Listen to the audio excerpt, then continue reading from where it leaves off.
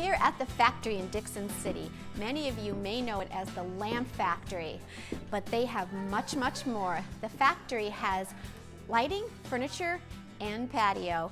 They recently renovated, and this is so beautiful. It's so open and spacious, and they have a great selection of furniture, lights, you name it, they have it here. So we're very excited to talk to Cory Fangio, and let's see what's new.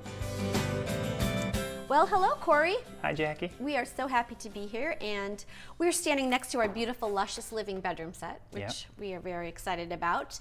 But we're not here to talk about the bedroom set today. We're actually going to talk about this baby right here. This is an infrared heater, which many people probably have heard lots about over the last few years because they've become very, very popular household items. Yes. And what makes this one a little bit unique is that this is a 3-in-1. So it's not only a heater, but it's a 4-season air purifier, and it's also a year-round humidifier. Why don't you give us a little tour and tell us all about how it works?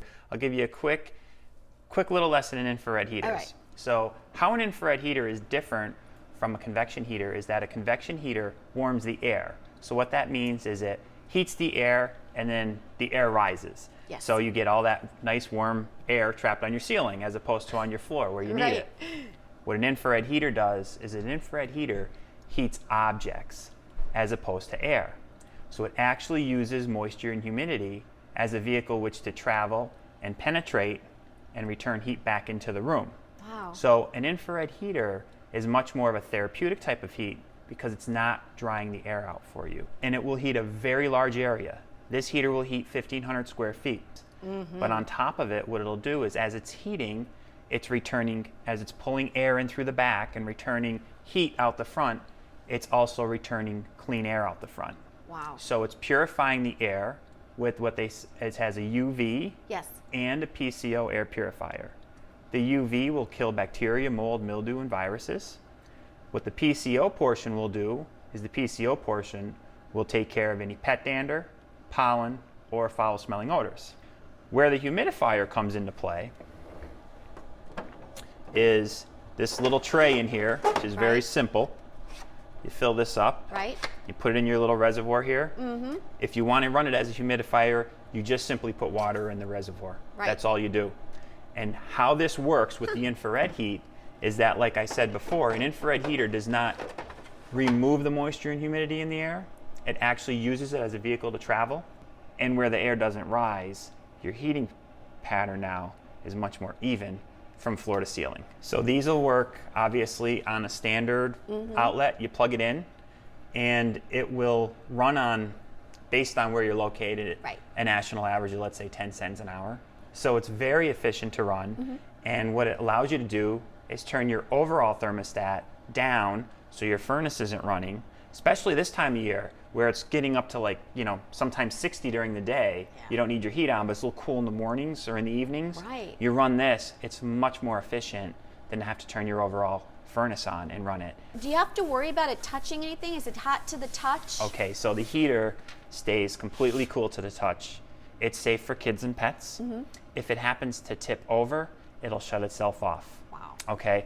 If it gets covered with a blanket, let's say it's in a bedroom and the blanket falls on it and it covers the heat output area. Okay. There's a sensor in it where it'll sense itself getting too warm. It'll shut itself down. And you can actually, with some of the features, there's dual timers, so you could time it to turn on maybe an hour before you get home from work. Now it's thermostatically controlled as well. So you can see as I'm lowering it, it'll go between 60 to 90 degrees. If we set it at, say, 72, what it'll do is when the room hits 72 degrees, it'll shut off.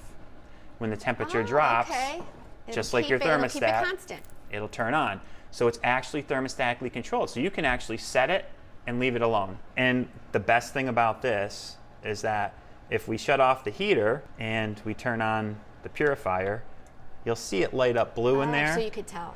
So that's how you can tell you're running your air purifier. Now, is there a filter that you have to change at all? There is a filter in the back, and in the back you'll see this little filter area here. You want to keep this clean because this is where you're pulling air in through the back of the unit. So you can remove it and wash it. It's washable, Or if you want to really quick, you can just get like a soft attachment from your vacuum and just vacuum it off, just so that this pathway stays clean for the air to move through. And that's it. One other nice thing with it too is if you are using it in a bedroom setting, now you hear it, it's not very loud, but it actually does have a quiet mode, and it actually quiets it right down so that you won't hear that noise when you're sleeping. They thought of everything, didn't they, with this They unit? really did. I mean, it's pretty bulletproof, and on top of that, the heating element that's in here carries a lifetime warranty, and we do all the service work and repairs here for you. Cory, thank you for showing us all about this beautiful unit here, and we're here in Dixon City at the factory, but you have another location. We do, right on Kidder Street in Wilkes-Barre as well, too. Thanks, Cory. Thanks, Jackie.